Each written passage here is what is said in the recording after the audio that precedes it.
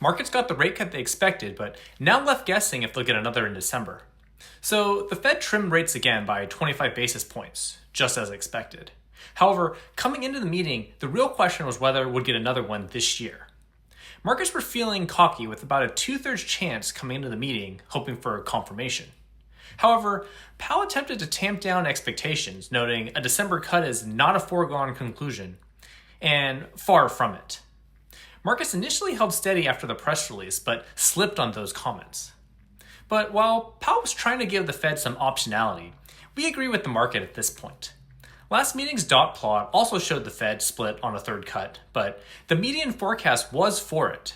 Sure, Powell says the Fed wants to be data-driven for decisions. However, with the government shutdown limiting data available, I'm not sure that the Fed will see a drastically different picture since September. They'll also likely want to err on protecting the job market, with tariffs inflation still coming in more muted.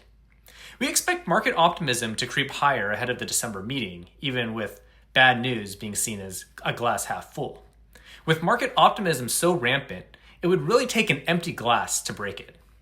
We're not saying that markets are not in a bubble right now, just we don't see too much on the horizon to warrant a downturn yet.